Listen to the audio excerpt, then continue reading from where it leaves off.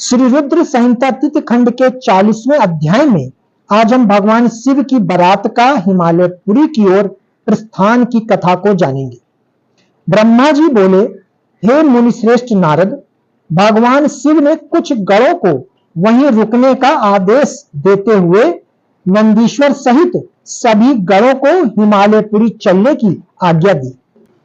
उसी समय गणों के स्वामी शंख गण अपने असंख्य गणों को साथ लेकर चल पड़े। नंदीश्वर एवं गणराज भी अपने अपने गणों को ले क्षेत्रपाल और भैरव के साथ उत्साहपूर्वक चल दिए। उन सभी गणों के सिर पर जटा, मस्तक पर चंद्रमा और गले में नील चिन्ह था। शिव जी ने रुद्राक्ष के आभूषण धारण किए हुए थे। शरीर पर भस्म शोभायमान थी। सभी गणों ने हार, कुंडल, केयूर तथा मुकुट पहने हुए थे। इस प्रकार त्रिलोकीनाथ महादेव अपने लाखों करोड़ों शिव गणों तथा मुझे श्री हरि और अन्य सभी देवताओं को साथ लेकर धूमधाम से हिमालय नगरी की ओर चल दिए। शिव जी के आभूषणों के रूप में अनेक सर्प उनकी शोभा बढ़ा रहे थे और वे अपनी नंदी बैल पर सवार होकर पार्वती जी को ब्याहने के लिए चल दिए। इस समय चंडी देवी महादेव जी की बहन बनकर खूब नृत्य करती हुई उस बारात के साथ हो चली।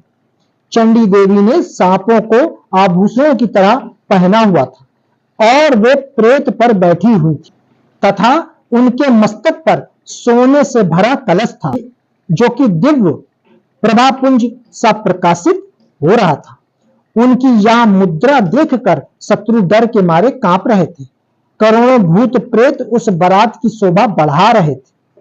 चारों दिशाओं में डमरू, भेरियों और शंखों के स्वर गूंज रहे थे। उनकी ध्वनि मंगलकारी थी जो विघ्नों को दूर करने वाली थी।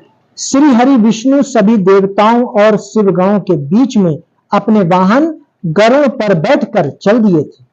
उनके सिर के ऊपर सोने का छत्र था। चमर ढुलाए जा रहे थे। मैं भी वेदों, शास्त्रों, पुराणों, आगमों, सनकादिक महासिद्धों, प्रजापतियों, पुत्रों तथा अन्यान परिजनों के साथ शोभायमान होकर चल रहा था। स्वर्ग के राजा इंद्र भी ऐरावत हाथी पर आभूषणों से सज धज कर बारात की शोभा में चार चांद लगा रहे थे। भक्त वत्सल भगवान शिव की बारात में अनेक ऋषि मुनि और साधु संत भी अपने दिव्य तेज से प्रकाशित होकर चल रहे थे। देवाधिदेव महादेव जी का शुभ मुहूर्त देखने के लिए शाकिनी, यतुधान, बैताल, ब्रह राक्षस, भूत प्रेत, पिशाच, प्रमाद आदि गण, तंबुरु, नारद, हाहा और हुहु आदि श्रेष्ठ गंधर्व तथा किन्नर भी प्रसन्न मन से नाचते गाते उनके साथ हो लिए। इस विवाह में शामिल होने में स्त्रियां भी पीछे नहीं थीं। सभी जग माताएं, देव कन्याएं, गायत्री, सावित्री, लक्ष्मी और सभी देवांगनाएं और देव पत्नियां तथा देव माताएं भी खुशी खुशी शंकर जी के विवाह में सम्मिलित होने के लिए बारात के साथ हो लिए। वेद शास्त्र सिद्ध और महर्षि जिसे धर्म का स्वरूप मानते हैं, जो स्फटिक के समान श्वेत व उज्जवल है, वह सुंदर बैल नंदी भगवान शिव का वाहन है। शिवजी नंदी पर आरूढ़ होकर उसकी शोभा बढ़ाते हैं। भगवान शिव की यह छवि बड़ी मनोहरी थी। वे सज धज कर समस्त देवताओं, ऋषि मुनियों, शिव गणों, भूत प्रेतों, माताओं के सानिध्य में अपनी विशाल बारात के साथ अपनी प्राण वल्लभा देवी पार्वती का पणि ग्रहण करने के लिए सनाद होकर अपने ससुर गिरिराज हिमालय की नगरी की ओर पग बढ़ा रहे थे।